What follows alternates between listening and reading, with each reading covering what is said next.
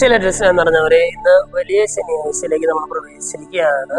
ഈ ദിവസത്തിന്റെ പ്രാർത്ഥനാ മംഗളങ്ങൾ നിങ്ങൾക്ക് എല്ലാവർക്കും സ്നേഹപൂർവ്വം നേരുകയാണ്.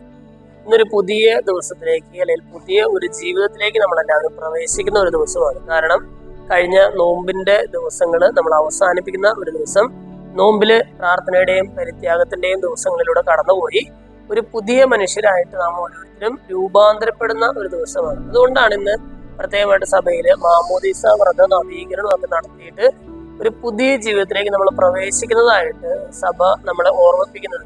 ഇന്നത്തെ ലേഖനഭാഗത്തിൽ പൗലോസിലെ അത് പറയുന്നുണ്ട്. നമ്മുടെ മാമോദീസയെ കുറിച്ച് ഓർമ്മിപ്പിച്ചുകൊണ്ട് പൗലോസിലെ നമ്മളോട് പറയുകയാണ്, നിങ്ങളൊരു പുതിയ ജീവിതത്തിലേക്ക് നിങ്ങൾ പ്രവേശിച്ചിരിക്കുകയാണ്.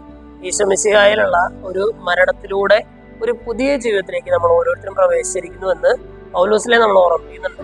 നമ്മളവരെ ഒരു പുതിയ ജീവിതത്തിനുള്ള ഒരു തുടക്കമാകട്ടെ എന്ന് നമ്മൾ പ്രത്യേകമായിട്ട് മാമോദീസയുടെ വ്രതമൊക്കെ നവീകരിക്കും.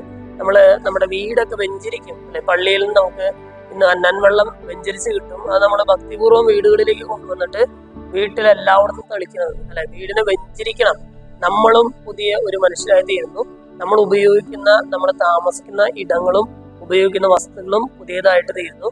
അതിനെ ഒന്ന് സൂചിപ്പിക്കാനാണ് നമ്മൾ എല്ലായിടത്തും നമ്മൾ അന്നൻ വെള്ളം തെളിച്ച് വിശുദ്ധീകരിക്കുന്നത്. ഇന്നത്തെ തിരുക്കർമ്മങ്ങളിലെല്ലാം പങ്കുകൊണ്ട് ഒരു പുതിയ ജീവിതത്തിലേക്ക് പ്രവേശിക്കാനും അതുപോലെ തന്നെ നമ്മൾ ഉപയോഗിക്കുന്ന വസ്തുക്കളും നമ്മൾ വസിക്കുന്ന ഇടങ്ങളുമെല്ലാം വിശുദ്ധമായി തീരട്ടെ, വിശുദ്ധീകരിക്കപ്പെടട്ടെ എന്ന് ആശംസിക്കുന്നു.